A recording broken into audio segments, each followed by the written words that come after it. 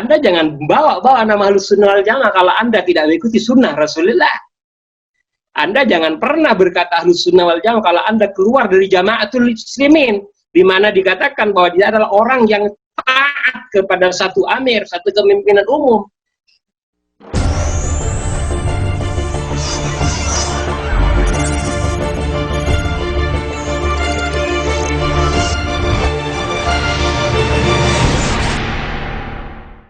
Siapakah kira-kira yang tidak ingin masuk pada sabda Rasulullah SAW, yaitu man ana alaihi wa ashabi. Ketika itu dijadikan jawaban oleh Rasulullah SAW tentang pertanyaan ba'dus sahabah, siapakah Rasulullah yang kau maksud dengan orang yang masuk surga di antara sekian banyak firqah-firqah yang ada di zaman engkau ini atau pak di kemudian hari?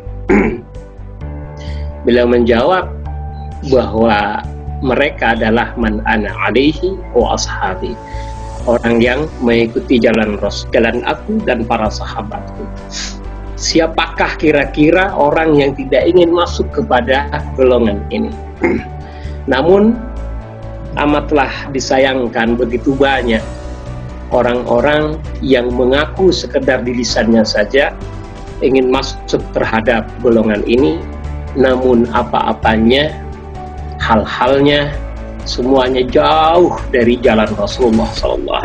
Padahal jelas al-mahajjatul bayda ini, mahajjah atau jalan Rasulullah yang putih ini, semua telah mengetahuinya, terjabarkan dalam kitab-kitab, dalam mutun, syuruh, hawashi, semuanya telah terjabarkan. Namun mereka mempunyai jalan tersendiri. Padahal masalahnya sama, karena ini muncul dari satu qadhiyah, yaitu al-jamaah. Kemudian al-jamaah ini juga lafaz yang sifatnya umum, yang masih perlu untuk ditakhsis. Jadi al-am yahtaj ila al-mukhassis.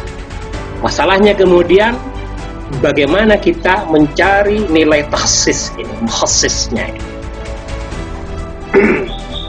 Para ulama tentu banyak menjabarkan, menyampaikan makna dari apa kira-kira makna dari jamaah. Dikatakan bahwa jamaah ini sebagaimana dinukil oleh Imam Ibnu Jarir At-Tabari, yang kemudian dinukil kembali oleh Imam Abi Ishaq Ibrahim Al-Lakhmi Asy-Syatibi dalam kitab Al-I'tisam, bahwa yang dimaksud dengan hal itu adalah man kana ala amirin muta', yaitu orang yang ada pada amir yang muta'.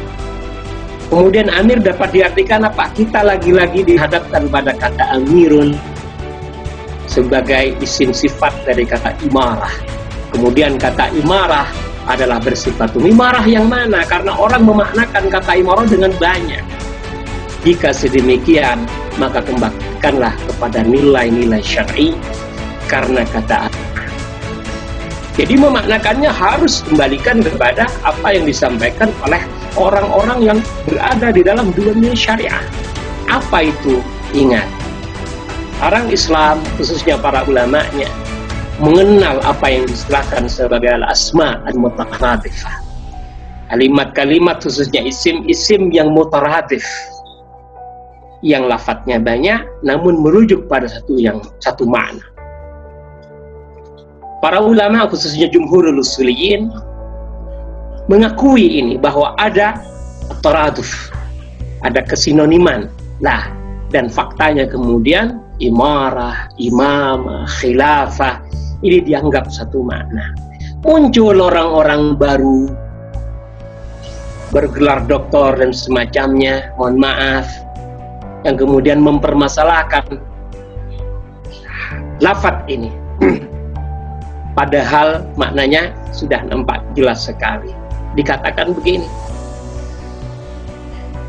pernyataan-pernyataan ulama yang di dalamnya ada kata imamah, suatu ketika ada khilafah, lalu dia mempermasalahkan satu kitab yang jadi salah satu rujukan kita atau bahkan para ulama ahli fikih, yaitu kitab Al-Ahkam As-Sultaniyah karangan al-Imam Al-Mawardi rahimahullah, Beliau mengatakan di sana dengan menyebutkan kata al-imamah. Kemudian disampaikan bahwa Hizbut Tahrir itu bawa khilafah, bawa imamah sekian dan macam-macamnya.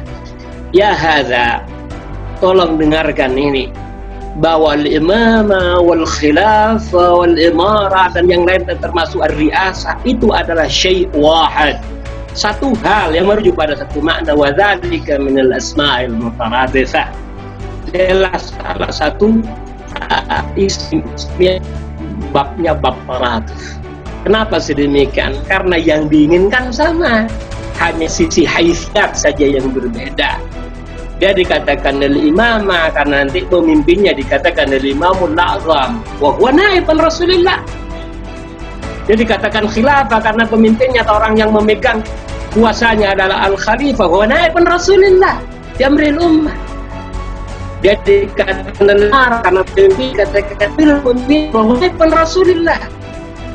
Masalahnya kemudian kata ini al-imarah wal khilafah semua adalah benar-benar berujuk kepada nilai-nilai syar'i yang ujung-ujungnya dapat pula disimpulkan bahwa al-khilafah wal imamah wal imarah adalah islamiyah, adalah bagian dari ajaran Islam, dan hadza syai'un mujma'un alaihi 'inda ahli sunnati wal jamaah. Anda jangan bawa-bawa nama Ahlus Sunnah wal Jamaah kalau Anda tidak mengikuti sunnah Rasulullah. Anda jangan pernah berkata Ahlus Sunnah wal Jamaah kalau Anda keluar dari Jamaatul Muslimin, di mana dikatakan bahwa dia adalah orang yang taat kepada satu amir, satu kepemimpinan umum. Dan faktanya saudara, rahimakumullah, kaum muslimin tidak pernah dipimpin oleh dua orang khalifah, dua orang amirul mukminin sepanjang sejarah Islam. Ini faktanya.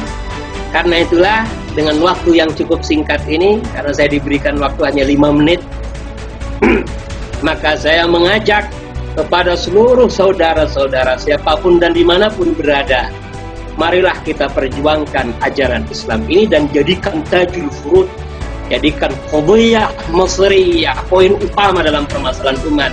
Karena tanpa ini semua umat akan keleleran, saudara-saudara. Dan sekali lagi saya katakan bahwa al-imamah wal khilafah wal imarah tidak perlu dipertentangkan secara lafziyah, secara verbal, karena hal tersebut semata-mata akan merujuk pada satu makna yang disepakati oleh ahli usul. Sekian, insyaallah semoga bermanfaat dan mohon maaf atas segala kekurangan. Wassalamualaikum warahmatullahi wabarakatuh.